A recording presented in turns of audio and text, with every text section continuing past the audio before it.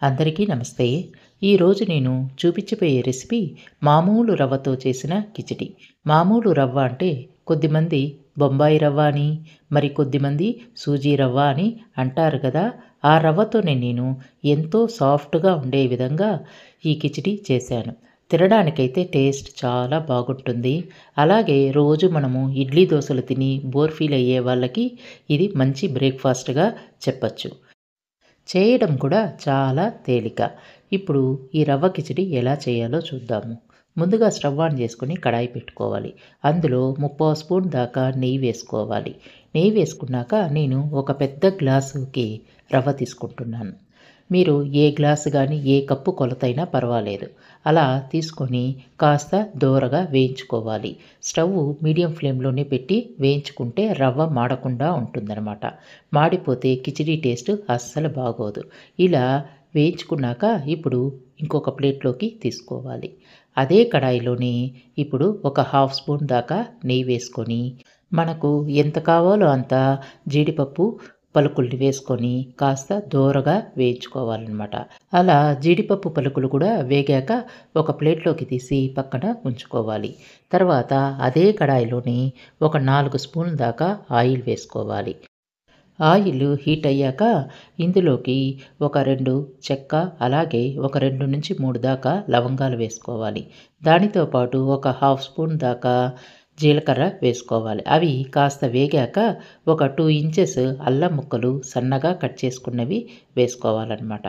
తర్వాత ఇందులోనే ఒక 4-5 దాకా పచ్చిమిర్చి పొడవుగా కట్ చేసుకొని ఇందులో వేసుకోవాలి. ఇవన్నీ కాస్త వేగాక ఇప్పుడు ఇందులోకి మీడియం సైజ్ ఆనియన్‌ను కట్ చేసుకున్నవి 2, అలాగే 2 రెమ్మల కరివేపాకు వేసి ఇవి కూడా బాగా దోరగా అయ్యే వరకు వేయించుకోవాలన్నమాట.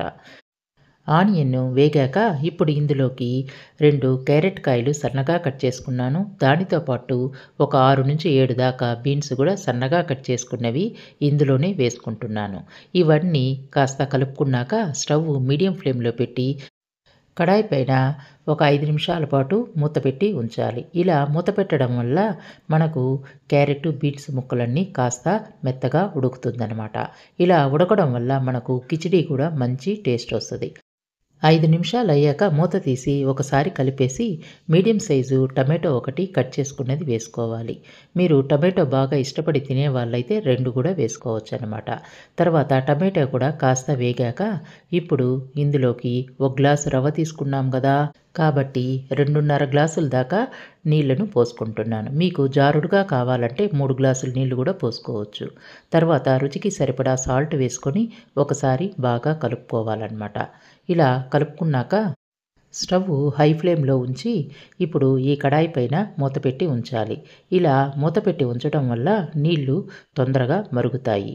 నీళ్లు మరిగేటప్పుడు స్టవ్ పూర్తిగా సిమ్‌లో పెట్టేసి ఒక చేత్తో వేయించిన రవ్వని పోసుకుంటూ మరొక చేత్తో గరిటె సాయంతో నిదానంగా కలపాలి.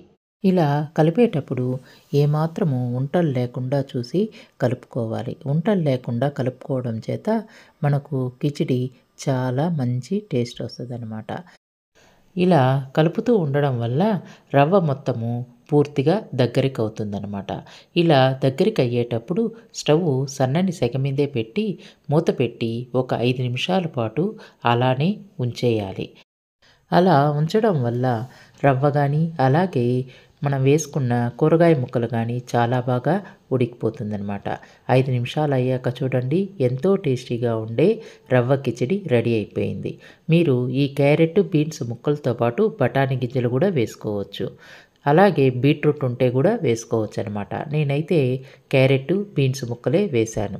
తర్వాత ఇప్పుడు ఒకసారి కలుపుకున్నాక ఇప్పుడు ఇందులోకి ఇందాక వేయించి పెట్టుకున్నాం కదా జీడిపప్పు పలుకులు, అవి ఇందులోనే వేసుకోవాలి. దానితో పాటు కడిగి క్లీన్ చేసి కట్ చేసి పెట్టుకున్న కొత్తిమీర ఇందులోనే వేసుకోవాలన్నమాట. అలాగే మీకు ఇష్టమైతే 1 స్పూన్ నెయ్యి కూడా వేసి కలుపుకోవచ్చు. నేనైతే ఇప్పుడు నెయ్యి వేయడం లేదు. ఈ రవ్వ కిచడిని మార్నింగ్ బ్రేక్‌ఫాస్ట్‌కే కాకుండా ఈవినింగ్ స్నాక్స్‌గా గానీ, లేకుంటే నైట్ డిన్నర్‌గా గానీ మనము తీసుకోవచ్చనమాట. ఏ టైంకైనా ఈ రవ్వ కిచడి చాలా బాగుంటుంది. మీరు కూడా ఒకసారి ట్రై చేయండి. ఇంకేముంది, స్టవ్ ఆఫ్ చేసేసి ఒక గిన్నెలోకి తీసుకుందాము.